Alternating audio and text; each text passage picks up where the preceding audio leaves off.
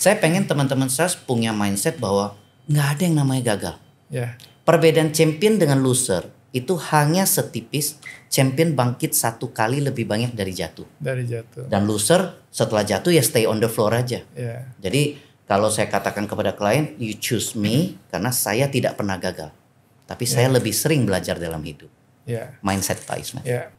Banyak yang berpikir bahwa orang di dunia sales itu bisa sukses kalau pintar bicara. Ya. Pak Ismet berapa sering dengar dalam hidup orang mengatakan gini, kamu sih cocok lah jadi sales, kamu mah pintar ngomong. Ya. Kalau aku nggak bisa jadi sales, aku nggak bisa ngomong. Sering nggak dengar kayak gitu Pak? Sering Pak. Ya. Di masyarakat orang sering menganggap profesi sales itu harus banyak bicara. Ya. Dan itu adalah salah satu kesalahan paling fatal. Karena profesi sales bukan profesi orang banyak bicara Pak. Profesi sales itu adalah banyak mendengar, lalu banyak bertanya. Ya. Mendengar untuk tahu problem, bertanya untuk menggali ke akar masalah. Ya. Sehingga kita bisa memberikan solusi. Sebenarnya siapapun bisa jualan. Nah, tapi kabar baiknya adalah Pak Ismet, jualan itu sebuah proses. Dia bisa dipelajari. Nah, sebenarnya saya rajin berbagi setiap hari. Itu karena yang saya prihatin adalah orang takut sekali menjual. Contoh nih Pak Ismet ya. Saat ini Gen Z. Mereka mengatakan cari kerja susah kan Pak? Banyak yang sampai bilang, wah udah 2 tahun saya nganggur. Numpang di rumah ortu. Karena cari kerja susah. Tapi masalahnya di mana-mana ada lowongan walk-in interview. Kalau cocok hari itu juga kerja sebagai sales. Jadi bukan cari kerja yang susah. Orang hanya simply tidak mau mengerjakan pekerjaan sales. Nah, saya rajin berbagi setiap hari di akun saya @gregorischandra. Itu salah satu tujuannya adalah membuat suatu persepsi bahwa ilmu selling itu bisa dipelajari kok. Dan orang yang bisa jualan itu dasar utama dari kalau mau membangun bisnis. Setuju ya Pak Ismet ya? Welcome to SOS Podcast. Tempat orang-orang hebat bicara.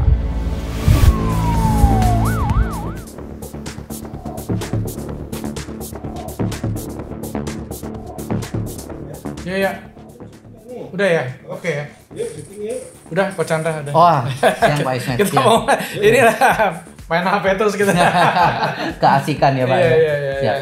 3, 2, 1, action. Welcome to SOS Podcast, Synergy Open Talk Session. Wah, hari ini kita kedatangan orang yang sangat luar biasa dan sudah training ratusan BUMN, developer dan juga perusahaan-perusahaan yang luar biasa. Selamat datang Coach Chandra di SOS Podcast. Terima kasih untuk waktunya. Nah, kita mau denger nih cerita-cerita tentang dunia sales nih karena ini keahlian dari Coach Chandra ya. Coach Chandra, kira-kira bisa ceritakan sedikit tentang Coach Chandra? Oke, thank you banget Pak Ismet. Many thanks for having me hari ini. Saya sehari-hari sebagai corporate trainer, sebagai sales and marketing coach, memang seperti kata Pak Ismet, keliling baik di national wide company maupun BUMN, biasanya memberikan kelas. Kebanyakan memang diminta seputar selling, marketing, branding, dan juga bisnis. Kira-kira seperti itu Pak Ismet. Iya, kalau saya lihat di IG Bapak itu kan Bapak kasih quote-quote yang menurut saya bagus sekali tuh. Terutama di dunia sales ya. Ada di IG, ada di TikTok juga ya. Ya itu cukup menarik lah untuk sales untuk belajar tentang dunia sales ya. Coach Chandra, ini saya mau pertanyakan satu hal nih. Yang pertama nih ya pertanyaannya. Apa yang membuat seorang salesperson itu gagal walaupun sudah bersertifikasi dan menerima pelatihan lengkap? Oke, thank you. Kita ambil 2 kata penting di sini, ada kata gagal dan kata sertifikasi gitu ya Pak Ismet ya. Yang pertama, saya sendiri di dunia sales, saya justru sering mengajarkan bahwa jualan itu nggak pernah ada yang namanya gagal Pak. Ya, buat saya setiap interaksi dengan customer adalah kesempatan belajar. Sehingga saya selalu di konten-konten saya maupun di kelas saya mengajarkan kepada sales. Dunia selling itu ada 3, mindset, skill set, tools. Nah, skill set dan tools penting, tapi kalau mindsetnya kurang tepat, susah. Satu mindset terpenting yang selalu saya bagikan kepada para peserta kelas saya adalah, kalau belum saatnya merayakan, berarti saatnya belajar Pak. Belajar. Ya. Yes. Nah, kebetulan saya sebagai manusia biasa, saya juga sales. Saya sebagai manusia biasa, saya lebih sering belajar daripada merayakan. Jadi saya kalau ketemu customer, kalau terjadi closing, saya bilang yes. Berarti saya merayakan, Pak. Merayakan. Tapi kalau nggak closing, artinya hari itu saya belajar 1 kali menjadi sales yang lebih baik. Ya. Nggak ada gagal. Nah pertanyaannya adalah, dunia sales, labnya buka setiap hari. Ya, tinggal kitanya pengen praktek menjadi lebih baik atau duduk curcol menganggap bahwa jualan susah. Nah, itu ranahnya ada di mindset semua. Mindset, Pak. ya betul. Yes. Ya jadi memang sangat penting nih ya. Apapun yang kita lakukan itu tidak ada yang mudah. Yes. Semua harus berjuang. Yes. Nah, tinggal kita ketika kita menghadapi challenge, apakah kita mau belajar atau kita menyerah ya, itu tergantung dari mindset ya. Yes. Mindset pemenang kan selalu belajar, Yes. ya atau merayakan Yes. kalau closing ya. Yes. Saya yakin itu training itu juga bukan hanya masalah sales, tapi juga training bagaimana merubah attitude ya. Kalau attitude-nya bagus, dia mau belajar. Yes. Kalau belajar akhirnya sukses ya, Yes. kurang lebih gitu ya. Jadi saya sering secara bercanda sampai ngomong sama klien, Ya. Anda pakai saya karena saya satu-satunya coach di market yang belum pernah gagal sekalipun dalam hidup. Dalam hidup. Karena saya memang nggak pernah gagal. Ya, belajar. Saya cuman lebih sering belajar aja. Ya. Pak. Jadi saya pengen teman-teman sales punya mindset bahwa nggak ada yang namanya gagal. Ya. Perbedaan champion dengan loser itu hanya setipis champion bangkit 1 kali lebih banyak dari jatuh. Dari jatuh. Dan loser setelah jatuh ya stay on the floor aja. Ya. Jadi kalau saya katakan kepada klien, you choose me karena saya tidak pernah gagal. Tapi saya lebih sering belajar dalam hidup. Ya. Mindset Pak Ismet. Ya, mindset betul. Oke Pak, Coach Chandra. Setiap orang kan memiliki perbedaan karakter ya. Sikap seperti apa yang orang bisa sukses di dalam dunia sales atau penjualan? Oke. Banyak yang berpikir bahwa orang di dunia sales itu bisa sukses kalau pintar bicara. Ya. Pak Ismet berapa sering dengar dalam hidup orang mengatakan gini, kamu sih cocok lah jadi sales, kamu mah pinter ngomong. Kalau aku nggak bisa jadi sales, aku nggak bisa ngomong. Sering nggak dengar kayak gitu Pak? Sering Pak. Ya. Di masyarakat orang sering menganggap profesi sales itu harus banyak bicara. Ya. Dan itu adalah salah satu kesalahan paling fatal. Karena profesi sales bukan profesi orang banyak bicara Pak. Profesi sales itu adalah banyak mendengar, lalu banyak bertanya. Ya. Mendengar untuk tahu problem, bertanya untuk menggali ke akar masalah. Ya. Sehingga kita bisa memberikan solusi. Solusi. Makanya modul training saya namanya adalah SOS. Ya. SOS itu bukan yang buat ngepel lantai, bukan loh Pak ya. Ya. SOS itu adalah solution oriented selling. Ya. Karena di dunia ini paling sulit menjual ke orang yang tidak punya problem. Kalau nggak punya problem kan berarti dia nggak butuh solusi Pak. Ya. Tapi paling mudah menjual ke orang yang punya problem. Dan kita dipersepsikan mampu memberikan solusi. Ya. Jadi sebenarnya karakter yang paling bisa berhasil di dunia sales adalah orang yang bisa menjadi problem seeker. Lalu bisa menjadi solution partner untuk si konsumen. Karena sejatinya kita tidak pernah jual produk atau jasa, tapi menjadi partner untuk menemukan solusi bagi problem hidupnya si customer. Ya. Itu ya. Memang saya lihat gini Pak, banyak orang berpikir kamu memang jago jual, saya enggak ya kan. Itu masalah mindset. Dan juga sebenarnya orang itu bisa sukses itu kan biasanya the power of kepepet ya Pak. Bener banget. Ya tuh. ketika dia bilang gua nggak bisa gitu, tapi wah anak istri sakit, yang bisa cari duit cepat itu adalah dalam menjual produk. Akhirnya lama-lama Yes. mindsetnya berubah. Ketika mindsetnya berubah, karakternya berubah, akhirnya bisa satu hari Yes. dia bisa raih kesuksesan. Yes. Masalahnya banyak sales itu mesti belajar, diajarin juga nih sama Coach Chandra the power of kepepet. Cak Lontong bercandanya adalah siapapun bisa jualan kok. Yeah. Begitu dipecat dari kantor sebagai sales, mendadak barang di rumah satu persatu laku gitu loh, Pak. Ya kan? Kulkas laku, TV laku. Jadi sebenarnya siapapun bisa jualan. Nah, tapi kabar baiknya adalah Pak Ismet, jualan itu sebuah proses. Dia bisa dipelajari. Nah, sebenarnya saya rajin berbagi setiap hari itu karena yang saya prihatin adalah orang takut sekali menjual. Contoh nih Pak Ismet ya, saat ini Gen Z. Mereka mengatakan cari kerja susah kan Pak. Banyak yang sampai bilang, wah udah 2 tahun saya nganggur numpang di rumah ortu. Karena cari kerja susah. Ya. Tapi masalahnya di mana-mana ada lowongan walk-in interview, kalau cocok hari itu juga kerja sebagai sales. Ya. Jadi bukan cari kerja yang susah. Orang hanya simply tidak mau mengerjakan pekerjaan sales. Nah, saya rajin berbagi setiap hari di akun saya @gregorischandra. Itu salah satu tujuannya adalah membuat suatu persepsi bahwa ilmu selling itu bisa dipelajari kok. Dan orang yang bisa jualan itu dasar utama dari kalau mau membangun bisnis. Setuju ya Pak Ismet ya? Ya, saya dulu tuh sarjana Pak. Oke. Sarjana ekonomi.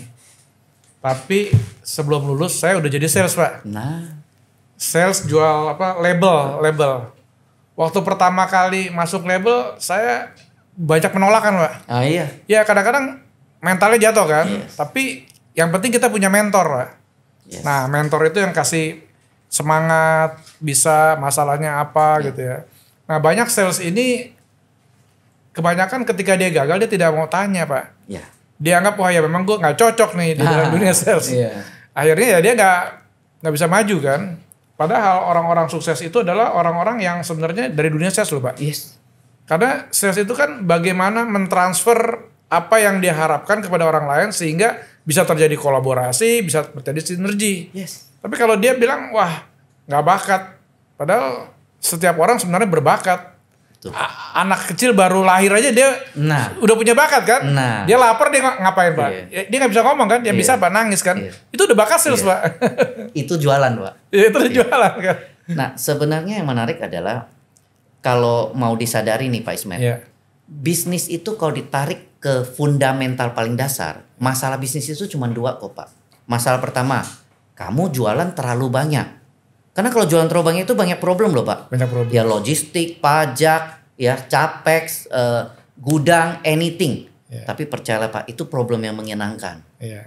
Karena di satu sisi lagi masalah bisnis cuma yang satu lagi, nggak bisa jualan. Nggak bisa jual.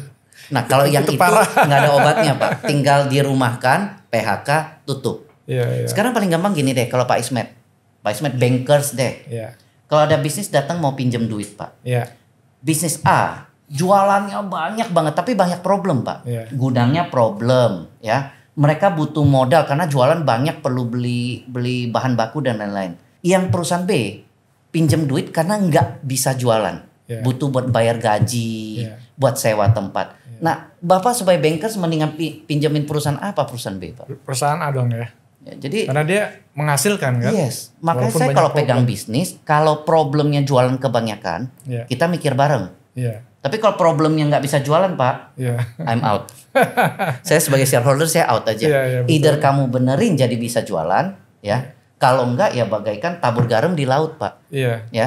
Oh Anda bilang nggak bisa bayar sewa, nggak bisa bayar gaji, tiap bulan minta setoran shareholder, Iya, iya. saya setor. Iya. Ya berarti itu tabur garam di laut karena nggak bisa jualan Pak. Iya, nggak bisa jualan. Tapi kalau perusahaan itu jualannya kenceng, ya nggak ada duit kita cari pinjem. Iya. Bareng-bareng deh kita taruh KTP kita Iya, cari iya. pinjaman. Bank juga mau kasih ya. Berebut yang mau kasih pinjaman Pak. Itu intinya jualan. Ya betul Pak. Saya melihat gini Pak, di dalam dunia sales ini kan tentunya tidak semudah ya di awal Yes. ya, tidak semudah apa yang diharapkan kan Pak. Tapi kira-kira bagaimana sih orang bisa menjadi sales yang sukses nih Pak? Karena ada orang yang champion tadi Pak bilang kan, Ya. tidak pernah gagal, tapi belajar kan. Tapi ada yang ketika sekali, 2 kali, 3 kali ditolak, dia bilang wah gue nggak bakat nih Pak. Tapi bagaimana nih? Padahal sebenarnya setiap orang kan sejak lahir sudah punya bakat sales ya Pak. Yes. Ya dia nangis itu adalah sales ya Pak. Yes. Bagaimana dia minta makan gitu kan. Nah bagaimana nih Pak ketika masuk ke dunia real business, Ya. orang-orang yang baru bergelut di dunia sales, dia bagaimana bisa, apa yang harus dia perhatikan sehingga dia akhirnya bisa menjadi sukses nih Pak di dunia sales Pak. Oke. Sales itu kalau ditarik ke fungsi paling dasar Pak, Iya. itu ada rumus yang namanya 4 SW. 4 SW. Ya. Ini saya belajar dari sahabat baik saya, Iya. Ko Suprato Cuaca. Iya. Dan ini luar biasa sekarang saya gunakan di kelas saya. Jualan itu prinsipnya cuma 4 SW. Iya. Ketika kita ketemu orang, some will, ada yang akan. Samuel. Oke, some will, SW kan ya. Iya. Someone, Siapa yang ingin ada kan? yang juga nggak mau. Someone. Ya. Pertanyaan Someone ya, ketiga tidak adalah, ingin. yes. Pertanyaan ketiga adalah so what? So what? Karena SW keempat adalah somebody waiting. Somebody waiting. Yeah. Jadi jualan itu sesederhana itu. Yeah. Berarti komponen jualan itu ada 2. Yeah. Yang pertama ada aktivitas sales. Yeah. Yang kedua ada conversion atau closing ratio. Yeah. Ini yang selalu saya ajarkan di kelas saya. Yeah. Pak, kalau saya ketemu 10 orang, satu mau beli. Berarti kan closing ratio saya 1 dong. Ya, 10%. Ya, 10% ya. Berarti kalau saya mau jual 2, saya perlu ketemu berapa orang? 20 orang. Oke. Kalau mau jual 3, Pak? 30 orang. Oke. Tapi masalahnya, Pak, dunia jualan nggak mengenal statistik distribusi merata. Yeah. Kalau merata enak, Pak. Tiap ketemu 10 orang berarti closing 1 dong. Yeah. Berarti jualan gampang. Saya ketemu nggak apa-apa. Ketiga, keempat, kelima, keenam, sampai ke 10 pasti beli. Yeah. Kenyataannya nggak begitu, Pak. Yeah. Sekarang gini, kalau saya ketemu 30 orang, Pak Ismet, sampai orang ke 27 nggak ada yang mau beli. Yeah. 28, 29, 30 beli. Yeah. Conversion ratio saya masih 10% nggak, Pak? Oh iya, 10%. Masih, karena 3 dari 30. Yeah, pertanyaannya cuma simple. Bapak kuat nggak ditolak 27 orang? Nah, ilmu selling itu dipelajari adalah supaya kita bisa lebih meningkatkan conversion ratio. Yeah. Jadi sales itu gabungan dari 2. Kerja keras itu di activity, kerja cerdas itu di conversion ratio. Conversion rate. Nah, jadi ratio. sehingga kalau tadi pertanyaannya adalah baru ketemu 3 orang, 4 orang nyerah. Nah, itu saya komennya simple aja. Hidup itu cobaan tuh pasti banyak, Pak. Yeah. Karena kalau dikit namanya cobain. Yeah. Nah, udah simple aja. Jadi kalau jadi sales jangan baperan. Yeah. Ketemu 3 orang, 4 orang say no, itu bagian dari belajar 1 kali lagi menjadi sales yang lebih baik. Yeah. Jadi saya kalau tiap ketemu customer, ketika dia katakan tidak, ya, yang tidak hari ini belum tentu hari lain tidak. Tapi minimal teman udah bertambah 1 kan, Pak? Iya, betul. Oke, nah sepanjang proses berarti saya juga menjadi sales yang jauh lebih baik. Itu aja. Yeah. Nggak ada gagal kok, hanya lebih sering belajar. Jadi memang poin pentingnya jangan menyerah ya, Pak ya. Yes. Jangan menyerah. Coba lagi, Yes. belajar lagi. Nah, kata belajar itu supaya kita nggak ditolak 27 orang berturut-turut. Iya. Mesti belajar ya. Yes, karena kalau nggak mau belajar, cuma ngandelin angka conversion ratio, jangankan 27 orang, Pak, baru ditolak 7 orang dia udah mengatakan ini ada karma buruk dalam hidup saya. Mungkin mesti dicuci ke gunung mana gitu ya, nggak tahu deh, mesti ke air terjun mana. Prinsipnya cuma itu. Iya, Pak. Apakah ada momen dan waktu tertentu untuk bermain secara emosi dengan pelanggan demi target sales? Oh, oke. Misalnya, Pak, saya dikejar target nih, Pak. Tolong Pak bantu saya, kalau nggak saya dipecat nih Pak. Yes, ya kan yes. Emosi. Yes. Malah jangan-jangan orang jadi bingung ya. Yes. Atau gimana nih Pak pandangan lo, Pak? Itu saya sebutnya dalam ilmu sales itu udah level tertinggi, Pak. Ilmu memohon gitu loh. Yeah. Oke. Ya memohon nggak apa-apa. Kalau Pak Ismet jualannya sendal jepit swallow 60.000, teman baik Pak, saya nggak butuh juga saya bantuin. Ya itu namanya nolongin teman. Ya, tapi kalau Bapak jualnya mobil Maserati, saya cara nolongnya gimana Pak? 2,7 M, 3 M, itu bukan nolong namanya gitu kan. Nah sebenarnya begini, setiap penjualan dengan customer itu ada 2 level. Level pertama fungsional, level kedua emosional.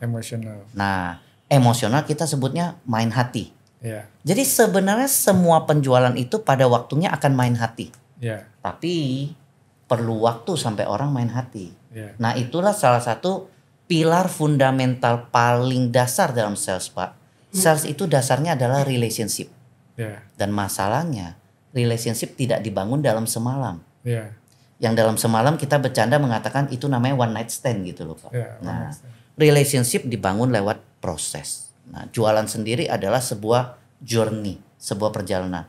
Ketika saya baru mulai kenal dengan Pak Ismet, itu masih level fungsional. Tapi ketika jadi teman, pelan-pelan kita mulai emosional. Nah, disitulah menurunkan dari logika, turun ke hati. Dan kalau udah main hati, Pak, yang lain bisa dikesampingkan. Itulah jualan. Jadi memang kalau kita menjual produk, yang pertama kan menjual diri ya. Yes. Menjual diri ya. Yes. Siapa kita, yes. Penampilan orang ketemu kita dia senang atau tidak. Yes. Yang kedua baru menjual perusahaan ya. Yes. Menjual perusahaan supaya bisa dipercaya nih. Yes. Perusahaannya seperti apa gitu. Yes. Baru yang ketiga jualan produk ya Pak. Yes. kadang-kadang sales itu dia pertama udah jualan produk aja karena dia mesti closing, Pak. Jadi dia nggak jual diri dia sendiri, dia nggak jual perusahaan, tahu langsung produk. Orang bingung kan, Pak. Produknya bener apa enggak gitu ya. Nah itu yang selalu Bapak training ke orang-orang kalau mau sukses ya 3 poin ini yang mesti disiapkan. Jangan hanya wah dikejar target, jual produk makin dijual makin nggak laku. Ini kita bicara emosi nih Pak ya. Saya pernah ngalamin nih Pak. Satu hari tuh saya ngelihat zaman dulu tuh Pak ya, itu kan di lampu merah Pak. Di lampu merah suka ada yang minta duit kan, kicik-kicik kan. Dia pikir ada 20 orang nih. Wah, gue bisa dapat 20 nih Pak. Nah, sama activity sales tadi ya Pak. 20 kan? Iya 20, kecek, gak dapat pindah, cek 20. Sampai 20 dia lewat nih gak dapat apa-apa. Ada satu nih Pak, yang agak pinter ya Pak. Jadi dia pakai cik-cik, dia bikin kicik-kiciknya ada besinya kayak prop atau apa ya, agak sedikit besi gitu Pak. Dia kecek, satu kan gak dapet. Dia kecek deketin Pak mobilnya Pak. Kecek makin deket kan. Wah kita takut mobil kita baret. Mau kasih ya Pak ya. Kita kasih. Nah itu udah permainan emosi ya. Tapi emosi negatif ya Pak. Emosi takut itu Pak. Yes. Ya memang apapun yang dilakukan sebenarnya ketika emosi itu lebih valuable juga ya Pak ya. Yes. Karena saya pernah juga satu kali nih Pak beli jeans ya Pak di Plaza Indonesia. Saya nggak mau beli karena saya tahu tempat itu mahal gitu Pak. Jadi saya masuk, saya lihat-lihat aja. Jeans harga 7 juta gitu Pak. Ya saya cuma lihat doang, buat apa beli jeans 7 juta kan. Waktu keluar nih Pak, saya ketemu generalnya sales Pak. Ownernya Pak. Nggak boleh keluar sebelum beli kan. Jadi Pak, tadi mau yang mana Pak gitu. Enggak, saya cuma lihat doang. Lin gitu. Maksudnya si sales tadi yang mana Bapak lihat gitu. Oh ya ambil sini gitu. Jadi belum sempat saya keluar dijagain terus sama dia tuh supaya jangan keluar. Endingnya apa Pak? Dia bermain emosi Pak. Terus dia bilang, "Pak, ini dari Italia Pak. Ini ada belakangnya jahitannya Pak. Ini segala macam gini. Terus diomongin gitu akhirnya satu kena emosinya. Kedua saya nggak bisa keluar Pak. Akhirnya apa? Saya beli Pak. Setelah saya beli, istri saya bilang kan, 1 bulan kemudian gitu. Ya namanya istri kan pasti uang itu pakailah yang berguna gitu, bukan untuk emosi gitu kan. Jadi setelah 1 bulan itu celana jeans yang lo beli 7 juta sama 1 juta ini bedanya apa ya? Ya kagak tahu gue sama aja. Nah itu pentingnya kita kalau sudah bermain emosi ya. Ada bedanya Pak, yang 7 juta itu udah sebulan nggak dicuci-cuci Pak.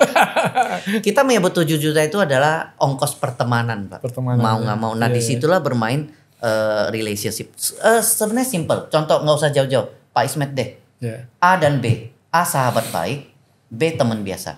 Nawarin sesuatu yang sama, barang sama, harga sama, kondisi sama. Bapak beli dari siapa? Dari sahabat. Harga beda sedikit lebih mahal. Belinya dari siapa? Dari sahabat. Harganya beda jauh sekali. Belinya dari siapa? Mikir Pak. Udah mikir. Tapi di tengah mikir, benar nggak bahwa Bapak akan ngomong ke sahabat, lu kemahalan. Kalau lu nggak bisa samain, sorry nih. Tapi kalau lu bisa samain, gue tetap sama lu. So, relationship itu faktor penentu tapi bukan segalanya Pak. Kalau bedanya terlalu jauh, orang tetap akan melakukan perbandingan. Rasio, tetapi logika. Minimal dia masih mau ngejitak. Nah, disitulah faktor relationship sebagai pilar utama jualan. Jadi memang sales itu jangan belajar menjual dulu ya. Belajar mengendalikan diri, belajar bisa menjual diri. Itu ada sekolah namanya apa? John Robert Power atau apa ya? Bagaimana kita bisa disukai sama ketika kita ketemu orang. Karena kalau udah orang sudah buka open mind, kita masuknya lebih gampang ya. Pak. Dibandingkan walaupun produknya murah, tapi kalau open mind kita nggak ini jangan-jangan palsu nih, kok murah banget gitu ya. Bahkan saya sudah 25 tahun di dunia jualan Pak. Saya sampai hari ini tetap nggak pinter selling. Jadi kalau selling saya nggak pinter. Yang saya sangat pinter adalah sharing. Dan saya menemukan bahwa siapapun yang saya temui ternyata pinter sharing. Karena coba Pak Ismail perhatikan, orang kalau nonton bioskop, pulang, sekarang film yang lagi happening di bioskop film Week. Itu kalau pulang cerita ke temennya, lu mesti nonton filmnya keren banget. Ariana Grande nyanyinya wow banget. Dia cerita ke semua temen. Pertanyaan cuma satu. Teman dia pada nonton, emangnya 21 pernah kirimin voucher Pak? Enggak. Tapi dia jago banget. Nah orang yang sama bisa mengatakan, aku nggak bakat jualan. Iya. Nah kita ya cuma senyum-senyum aja. Iya. Jadi selling itu susah. Iya. Tapi sharing siapapun bisa. Bisa. Nah mau belajar jualan, belajar sharing. Belajar sharing. Jangan belajar selling. Iya. Jadi sebenarnya modul saya harusnya namanya solution oriented sharing Pak. Sharing. Cuma kalau saya tuh sharing nanti orang nggak ngerti gitu. Ya, apa tuh ya? Nah, jadi sebenarnya yang harus dipelajari adalah sebuah kemampuan sharing. Karena siapapun manusia pasti bisa sharing. Ya, betul. Itu inti. Memang sehari ini kan saya juga di dunia properti ya Pak. Jualan properti. Yang menang itu bukan menjual produk, tapi bikin storytelling Pak. Yes. Kenapa Bapak mesti beli di sini? Yes. Ini ruangan terbuka, ini segala macam. Yes. Aksesnya tidak banyak segala. Storytelling Pak. Yes. Bukan Pak ini rumah murah, diskon sekian, harga Itu sekian. kan cuma sekian. bicara teknis kan Pak? Iya. Nah makanya kan Pak Ismet di market dikenal sebagai pakarnya Mission Impossible. Properti-properti yang paling nggak bisa jalan itu semua dibawa ke Pak Ismet tuh. Jadi kalau film Mission Impossible, Pak Ismet itu realnya di dunia properti inilah Mission Impossible. Bener dong Pak? Ya saya bermain psikologi Pak. Yes. Psikologi. Kalau logika pasti Yes. susah Pak. Kan Yes. udah susah dijual kan Pak. Siapapun juga susah. Nah makanya semua yang main logika udah nggak bisa baru datang ke Bapak. Ya, yang pintar main hati gitu. loh. Tapi logika tetap harus ada ya Pak. Yes harus. Tapi kan tetap ya main hati itu adalah proses. Karena manusia emang makhluk yang di hati kan Pak. Ya, betul. Makanya orang bilang main hati itu udah kelas paling tinggi gitu. Ya. Oke Pak. Apakah pernah menghadapi menghadapi salesperson yang secara achievement sudah cukup tapi yang sudah cukup tinggi ya, tapi dia udah nggak berusaha lagi gitu Pak. Oh oke. Ini paling sering Pak. Ini kita namakan comfort zone. Comfort zone. Nah ini menarik. Ini penting. Contoh saya tanya Pak Ismet ya. Ya. Kalau saya hari ini kan sebagai sales coach. Ya. Saya hari ini Coach Chandra. Kemampuan jualan saya dibanding saya yang 20 tahun yang lalu Pak. Ya. Menurut Bapak yang mana yang lebih hebat? Sekarang dong. Pasti dong sekarang. Belajar kan? Yes. Berarti conversion ratio saya lebih tinggi kan Pak? Nah berarti logikanya Pak. Activity saya harusnya lebih tinggi atau lebih rendah? Lebih tinggi dong. Jadi kalau saya 20 tahun yang lalu mungkin saya ketemu 10 orang closing 1 benar nggak Pak? Hari ini karena saya makin hebat, saya ketemu 10 orang saya closing 4. Iya. Oke, berarti logikanya activity saya masih naik lebih tinggi dong Pak? Iya. Enggak. Yang sering terjadi sales adalah dia justru turunin activity-nya. Iya, udah jualan banyak udah. Yes. Kayak ular ya. Yes. Buat makan tidur Yes, ya. karena dia ngerasa loh ketemu tiga orang saya closing 1 ya udah closing kan. Iya. Nah, padahal kalau dia ketemu 10 orang aja, dia closing 4. Iya. Kalau dia naikin jadi ketemu 20 orang, Closing dia 8. closing 8, Pak. Iya. Nah, disitulah aspek yang sales harus paham. Makanya justru saya di usia saya sekarang, saya lagi rajin-rajinnya. Iya. Makanya kalender saya nggak boleh kosong, Pak. Iya, betul. Gitu loh. Karena simple, kalender seorang sales mencerminkan isi ATM di akhir bulan. Iya. Udah nggak bisa bohong kok. Iya. Ya kan? Betul. Nah, saya sebagai manusia saya nggak pernah takut kalau saya ada salah sama Pak Ismet, saya pasti minta maaf. Kan manusia Pak, tempatnya salah. Tapi saya paling takut Pak, kalau ATM aja udah minta maaf. Mohon maaf, saldo Anda tidak mencukupi. Nah, itu kelar tuh. Ya. Jadi, yes, pertanyaan ini penting banget. Sales kalau dia udah nyaman, ya simple. Kalau tagihan udah stop, semua udah nyaman ya kita boleh nyaman. Kalau saya masih jauh dari nyaman. Gitu. Maka sales itu jangan cepat puas diri ya Pak. Kita semakin pengusaha. Apalagi dia punya bakat lagi, bisa 10 closing 4 ya kan, harusnya dia terus kalau perlu ketemu 30 orang dong Pak. Iya benar. Nah itu ini kan ATM-nya langsung berapapun keluar tuh Pak. Yes, itu loh. Oke Pak, selanjutnya Pak, ada istilah closing teknik, hard closing atau assumptive closing. Bisa dijelaskan Pak, karena istilahnya cukup fenomenal Pak. Ya. Sebenarnya istilah closing tuh banyak Pak. Tapi saya rangkum ilmu jualan itu cara closing itu di dunia cuma satu. Dia pasti yes question. Jadi closing itu nggak ada yang namanya yes no. Nggak mungkin saya nanya Pak Ismet Pak mau beli atau enggak. Enggak, makasih ya Pak. Itu namanya belum belajar ilmu selling. Kalau nanya kan pasti Pak, Bapak pengen yang warna putih logonya gini atau yang logo sos podcast Bapak lebih suka. Itu asumtif kan Pak. Saya mengasumsikan Bapak mau beli.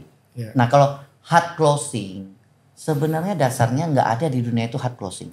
Kalau hard closing ya bawa golok, bawa pistol. Itu ya namanya memaksakan. Makanya Dale Carnegie di bukunya How to Win Friends and Influence People itu mengatakan hanya ada 2 cara di dunia membuat orang melakukan sesuatu. Yang pertama, kita punya kuasa memaksakan absolut. Jadi kalau saya todong Bapak dengan pistol, apapun yang saya minta kan Bapak lakukan. Pasti. Selama keinginan hidup lebih besar dari yang saya minta. Itu namanya hard closing, Pak. Hard closing. Ya kan, saya menggunakan kekuasaan absolut. Atau cara kedua, membuat orang tersebut menginginkan. Nah, itu yang disebut dengan kemampuan persuasif. Nah, jadi sebenarnya jualan itu adalah turunan dari ilmu komunikasi. Nah, di bagian ilmu komunikasi jualan itu disebut persuasif skill.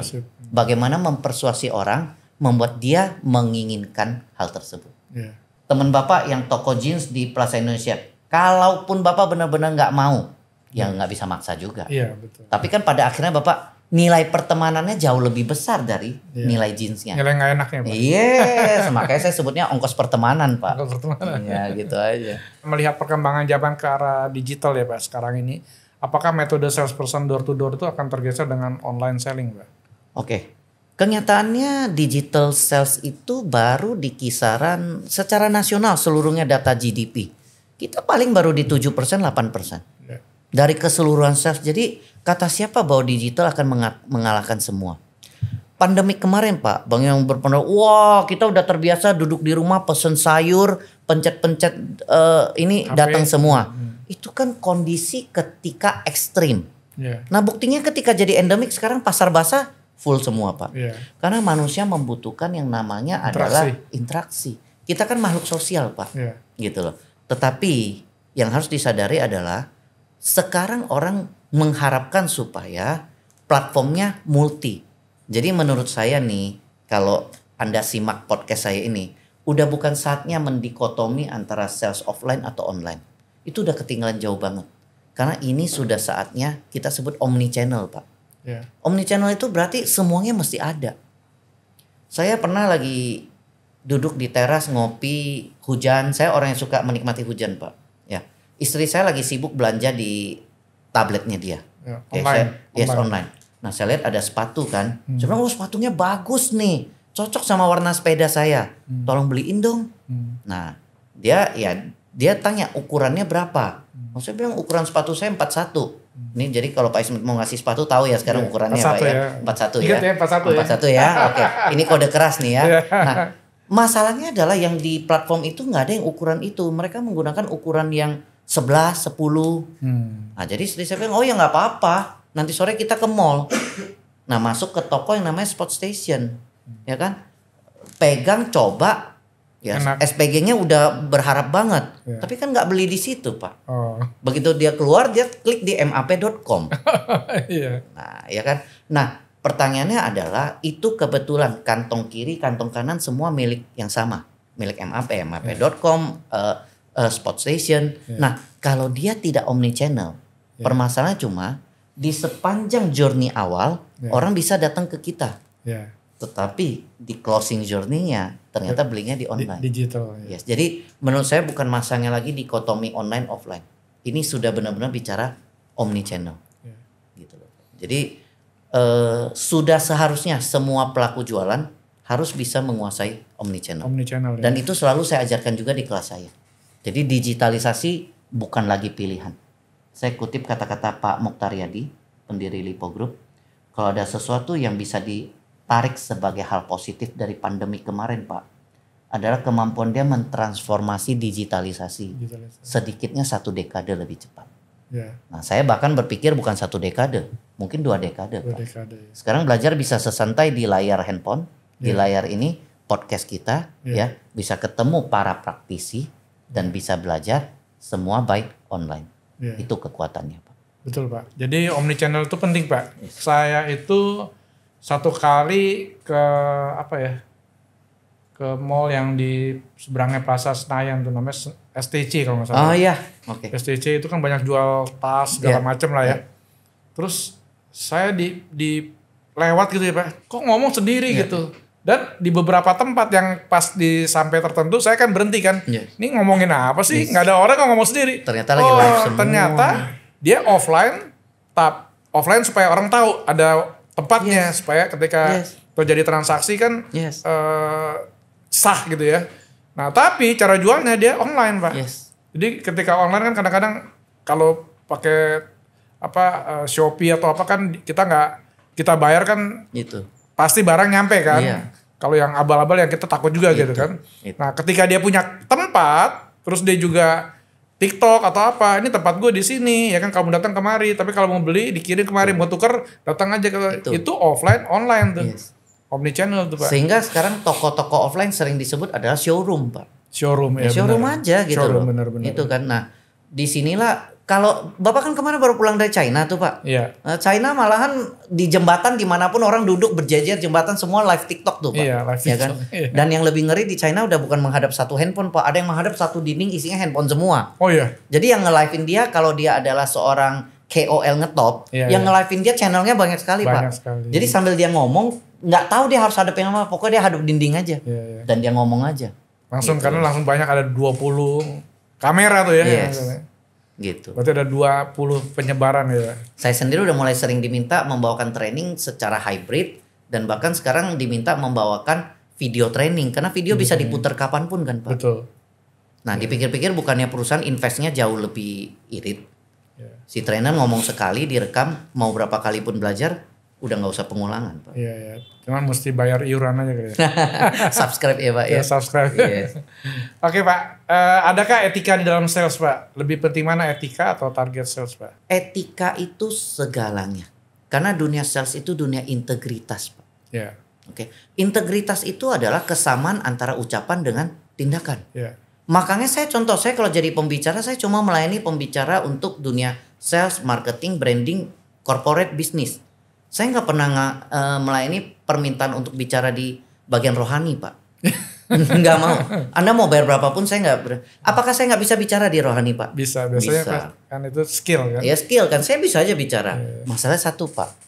Ngomongnya gampang, ngelakuinnya yang susah. setengah mati. Jadi saya nggak berani gitu loh Pak. Tapi kalau bicara sales, bicara marketing, apapun yang saya omongin, ya memang itu yang saya kerjakan. Ya. Sehingga postur saya punya integritas. Ya. Nah, sales itu kalau zaman dulu nih Pak, Ya. sales tip sani itu zaman dulu masih boleh. Ya. Tipu sana, tipu sini. Ya. Ya, di Jakarta habis nipu kita pindah ke Bogor. Ya. Tipuin teman-teman di Bogor habis kita pindah ke Bandung. Ya palingan orang dari mulut ke mulut lah. Nah itu zamannya MLM Pak. Ya. Mulut lewat mulut. Lewat mulut. Nah kalau sekarang udah zamannya jari lewat jari. Iya. Nipu satu orang Kebaca di Instagram. langsung di jari itu nyebarnya ke dunia Pak. Nah Iya. jadi kalau sales cuma mentingin target nggak berpegang pada integritas Iya. nggak apa-apa. Iya, Nggak apa-apa. Cuma siap-siap aja. Siap-siap aja. Ya. Nggak ada yang mau berurusan dengan dia. Iya. Gitu. Lama-lama, oh jangan beli sama dia nih. Yes. Barangnya palsu semua nih. Yes. Atau omongannya nggak sesuai dengan yang dia berikan Yes. gitu ya. Jadi izinkan saya karena ini saking pentingnya, Iya. saya mengingatkan langsung ke para praktisi sales ya. Di dunia sales kita ngomongnya simple. Jaga body itu gampang. Iya. Ya jaga makan, olahraga, jaga body dong Pak. Iya. Ya. Tapi jaga nama itu yang paling sulit. Iya. Jadi yang saya paling perhatikan di dunia sales adalah jaga nama. Jaga nama. Karena nama kita datang jauh sebelum kartu nama kita. Iya. Ya kan Pak? Iya. Dan itulah reputasi. Iya. Dan reputasi dibangun oleh integritas. Iya. Integritas adalah seberapa dekat atau seberapa jauh perbedaan antara ucapan dengan tindakan. Ya saya pikir itu juga saya alamin sih Pak. Saya tuh waktu pertama kali mau bikin podcast, ini kan yang datang ini kan bos-bos, orang-orang yang berpengaruh lah ya.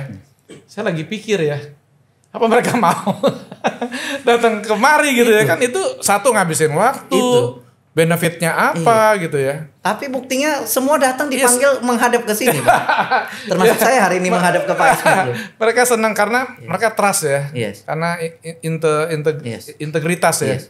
Bahkan ketika saya di corporate Pak, Ya. ketika meeting sama para stakeholder termasuk owner atau dirut, begitu ada pertanyaan, sorry Coach Chandra kita mau tanya kenapa kita mesti pakai Coach Chandra? Iya. Jawaban saya simpel Pak, Iya. ya karena saya pelaku, saya Iya. bukan pengamat. Iya. Jadi kalau kamu mau training tim kamu sales, Iya. marketing, branding, kamu mau pakai yang pelaku atau pakai yang cuma pengamat aja, Iya, yang- nah itu terserah. Yang latihan aja Yes. ya, Nah, bukan kalau- melaksanakan ya. Kalau saya pelaku, apapun yang saya omongin di corporate itu Sudah sudah saya jalankan. jalankan dan masih saya jalankan. Kan sampai hari ini saya masih sales, Pak. Iya, Nah, iya. yang menarik dari sales adalah nggak ada pensiun, Pak. Nggak ada pensiun. Ini adalah profesi. Iya. Makanya di salah satu postingan saya katakan, buat saya sales bukan pekerjaan, itu profesi. Profesi. Kalau pekerjaan kan kalau menyenangkan kita kerjakan. Iya. Kalau nggak menyenangkan kita resign dong, Pak. Iya, iya. Kalau profesi nggak ada resignnya. Iya, betul. Menyenangkan atau enggak ya tetap harus karena itu profesi. Jati diri gitu. Iya, Pak. Sikap seperti apa yang harus dimiliki oleh seorang sales agar customer tidak ragu untuk repeat order? Kan saya banyak lihat nih sales ini kadang-kadang berjuang sudah dapat dia nggak after sales service jelek gitu, Pak. Yes. Gimana, Pak? Sikap seperti apa Oke. nih, Pak? Sikap yang dimiliki sales yang paling penting adalah mau jadi solution partner. Solution partner. Ya. Salah satu yang membuat profesi sales sering dipandang remeh dan bahkan orang banyak ngomong, Pak Ismet mungkin pernah dengar, lu suruh gua kerja apapun gua boleh, jangan suruh gua jadi sales. Iya. Kalau suruh pegang sales gua resign nih. Bahkan di corporate sering dengar gitu, Iya, Pak. iya. Kalau saya suruh jadi sales saya resign aja. Yang membuat orang sampai segitu against-nya pekerjaan sales, kadang-kadang ya salahnya si sales juga. Iya. Kalau ketemu orang, Pak, itu kayak ngeliat mangsa yang mau diterkam gitu. Iya, betul. Ya. Jadi kalau duduk sama Pak Ismet, ini Harus beli target nih. gua harus nutup nih. Ini yang harus jadi penutup target. Iya. Berarti kan ngelihat orang sebagai mangsa, Pak. Iya, iya. Nah, saya sendiri mendidik diri saya. Kalau saya ketemu orang, saya bukan fokus di jualan saya. Iya, Saya fokus di problem dia. iya, betul. Kalau saya bisa Solusi. temukan problem dia, berarti dia akan butuh solusi. Iya, Kalau dia butuh solusi, nggak perlu saya yang jualan. Dia yang cari saya. iya, betul. Contoh paling simpel, Pak, kita ngomong ekstrim. Iya. Sorry nih, Iya. kalau Pak Ismet sekarang diare, Iya, saya punya diapet. iya, Apa saya harus menawarkan diapet ke Pak Ismet atau Pak Ismet yang akan minta saya tolong dong, pakai dulu deh nanti gua beli balikin deh. iya. Ya, yang pasti kan kalau saya mengalami itu saya tanya dong ya kan. Kira-kira nih gue sakit nih apa nih obatnya gitu kan. Itu. Jadi saya bukan fokus di punya diapet atau enggak, tapi saya fokus Ya, Pak Ismet problemnya masalahnya apa. apa, ya. Ya kalau Pak Ismet problemnya batuk ya saya jangan cerita diapet, saya cerita OBH dong. Iya, iya, iya. Nah, kalau Pak Ismet nyeri kepala ya saya cerita paracetamol dong. Iya, iya. Jadi satu sikap yang penting sekali dimiliki sales adalah berpikir dari sudut pandang customer. Customer. Ya. Bahasa kerennya Pak, itu disebut WIFM. Ya. What's in it for me? Oke. Bahasa Betawinya, jadi gue dapetnya AP. Iya. Nah, dapetnya AP itu bukan si sales tapi si Si konsumen. consumer. Jadi sebenarnya sales itu harus menyeberang ke POV Iya. atau point of view-nya customer. Iya. Menjadi solution partner, bukan cuma vendor. Iya. Itu kunci rahasianya. Ya, sales yang sukses dia kan bukan menjual, tetapi dia sebagai teman. Yes. Bukan duduk berhadapan tapi bersamping. Lo kenapa apa? Oh, ya ini ada solusinya gitu ya. Dan teman kalau udah kongko tuh saling Iya. jualan Pak, saling Iya. sharing kan. Saling sharing benar. Kalau berhadapan itu kan wah butuh apa nggak butuh ya. Jadi untuk semua orang yang bilang ke saya nggak bisa jualan, saya cuma senyum, saya bilang, coba kamu duduk baik-baik pikirin seharian ini kamu udah jualan berapa banyak. Iya. Karena jualan itu bukan cuma produk dan jasa. Iya. Ide, konsep, Iya. gagasan, itu semua jualan Bapak. Semua jualan. Bahkan kita lagi podcast gini, kita lagi jualan. Lagi jualan. Kita menjual ide, Iya. kita menjual konsep, Iya. kita menawarkan gagasan. Iya. Jadi nggak ada yang namanya nggak bisa jualan. Mudah-mudahan podcast ini semakin hari semakin rame Yes. karena orang-orang hebat semua yang ngomong Pak. Kita perlu insight-nya, gagasannya untuk bisa dapat ilmu ya Pak ya. Yang saya lihat paling hebat dari Pak Ismet itu adalah yang dikumpulin praktisi semua Pak. Ya, Jadi memang pelaku. pelaku. Saya lihat podcastnya Pak Ismet kan udah tayang, saya juga udah mulai lihat. Iya, Garis benang merahnya cuma satu, itu pelaku semua Pak. Pelaku semua, Nggak ada yang betul. pengamat. iya, iya. Dan paling luar biasa adalah belajar dari pelaku. Oke Pak, apa makna kolaborasi menurut Coach Chandra? Oke, kolaborasi ya. Ya, Kolaborasi bahasa keren manajemennya adalah sum to all must be bigger than sum of part. Artinya jumlah keseluruhan mesti lebih besar dari jumlah perbagian. Jadi contoh nih, kalau Pak Ismet punya 5, Iya. saya punya 5, iya, kalau digabung 10, 10. itu bukan kolaborasi. iya, Itu namanya cuma mangan orang mangan sing penting ngumpul gitu loh. iya. Kolaborasi itu Pak Ismet punya 5, saya punya 5, tapi karena kita bersama Jadi 25. hasil akhirnya 25. Karena mungkin Iya, iya. Pak Ismet pinter legal, Pak Iya. Ismet pinter pembukuan, Iya. saya pinter jualan. Iya. Nah kita membentuk satu usaha, Iya. 5 ketemu 5 hasilnya 25. Iya. Nah fungsi dalam perusahaan itu kan sebenarnya fungsi yang saling bertolak belakang Pak. Iya, Ada yang gas, ada yang rem. iya, Sales, marketing, gas. Iya. Finance, tax, semua rem. Nah, ketika mereka berkumpul, jadilah organisasi yang namanya perusahaan. Dan hasil akhir perusahaan itu jauh lebih besar dari hasil tiap orangnya. Nah, itulah kolaborasi, Pak. Itu kan yang kita kerjakan di Sinergi kan, Pak. Oke, Pak. Selanjutnya apa harapan Coach terhadap pemerintahan baru terbentuk? Oke. Harapan kita adalah pemerintahan ini bisa menjembatani semua yang pengen berusaha lebih baik. Pemerintah yang baik itu adalah pemerintah yang bisa menjadi ekosistem untuk seluruh rakyatnya, Pak. Ya, bayangkan rakyat kita ada yang petani, nelayan, semua itu adalah pejuang. Ada sales juga di dalamnya, ya ada pebisnis. Nah, pemerintah harus berdiri di atas segalanya, menjadi yang namanya adalah regulator. Nah, yang saya harapkan adalah pemerintah bisa menjadi platform sehingga semua pejuang ini bisa menjadi yang terbaik. Karena negara akan maju kalau ayah menjadi ayah terbaik, karyawan jadi karyawan terbaik, pemilik bisnis jadi pemilik bisnis terbaik, lawyer jadi lawyer terbaik. Semua orang menjadi versi terbaik dari dirinya, maka Indonesia emas otomatis akan terwujud. Ya, dengan pemerintahan yang sekarang saya lihat kan semangatnya udah ada nih, Pak. Tinggal eksekusinya nih, Pak. Eksekusinya harus terorganisir ya, artinya benar-benar kompak ya, satu sisi jangan lari sendiri-sendiri ya. Saya suka sekali dengan kata-kata Pak Prabowo kemarin ya. Makanya kita support habis-habisan pemerintahan baru di bawah Pak Prabowo. Seluruh jajarannya adalah ya pemilihan kemarin udah lewat. Ya. Segala debat dan lain-lain itu kan mencari pemimpin terbaik. Ya sudah terpilih. Ya saatnya semua merapat, semua jadi satu. Karena kita in one sia, Indonesia. Ada kata one di tengahnya. Jadi saatnya semua jadi satu. Itu harapan saya buat pemerintahan mendatang, Pak. Oke, Pak. Kita sekarang masuk ke sesi 2 mengenai mitos atau fakta nih, Pak. Menarik ini. Pak. Oke, target nomor 1 after sales service itu nggak penting. Ini mitos atau fakta, Pak? Itu mitos, Pak. Iya, mitos sih pasti. After sales service itu bukan penting nggak penting, itu menentukan. Karena contoh nih, Pak Ismet kalau beli sesuatu di online, belum pernah transaksi, baru sekali beli, langsung beli banyak atau beli dikit dulu? Sedikit. Nah, beli dikit itu namanya cobain, Pak. Cobain. Nah kalau cobain nggak dapat cobaan, baru Bapak beli banyak kan? Lah kalau baru cobain udah cobaan kan nggak mungkin beli lagi. Nah itu mestinya menjawab after sales itu memastikan cobain nggak dapat cobaan gitu loh, Pak. Jadi transaksi awal apapun itu baru cobain. Nah kalau after salesnya jelek langsung dapat cobaan, percayalah nggak akan ada lanjutan lagi.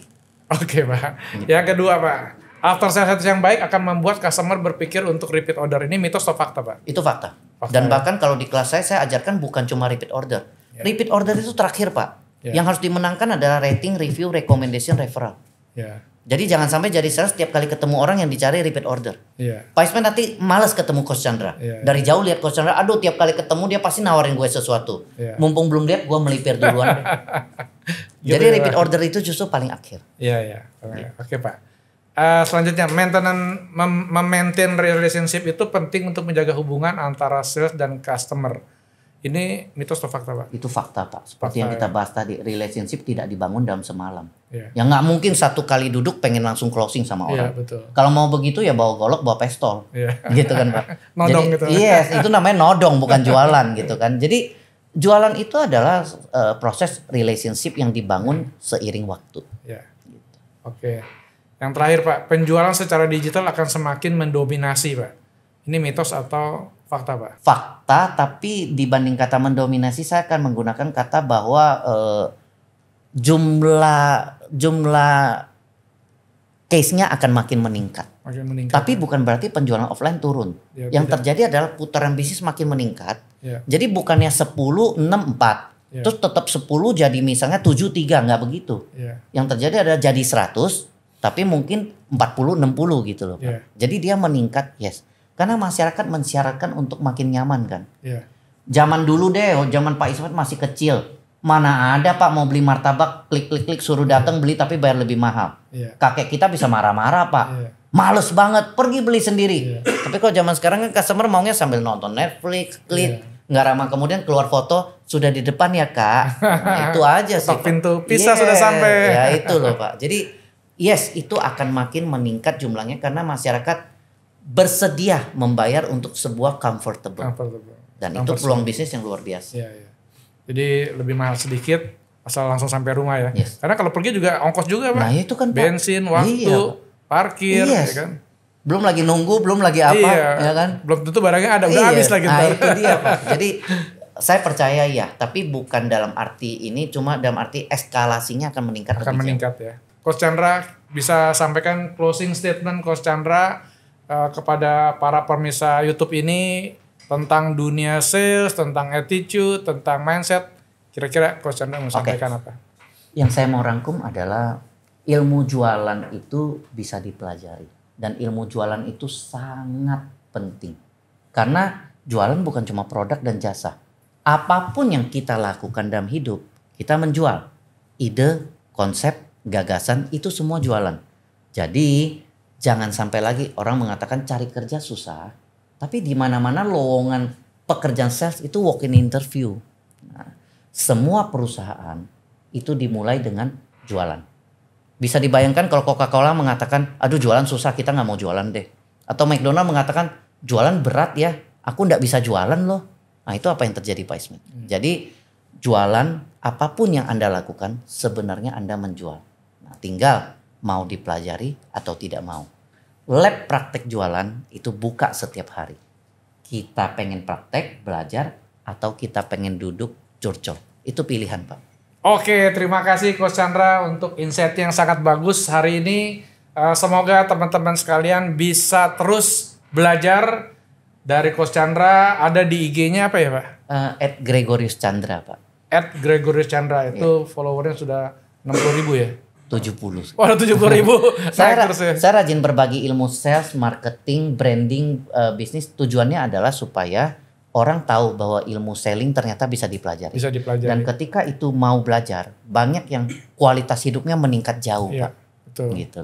Semangat juga lebih besar jadinya Yes, ya. Karena ketika dia berhasil menjual sekali, percaya diri dia. Tapi belajar dulu. Yes. Dan harus belajar terus ya. Gagal, belajar lagi. Gagal, belajar lagi. Bukannya gagal ya. Yes. Tertunda ya. Kesuksesan yang tertunda ya. Jangan excuse lah.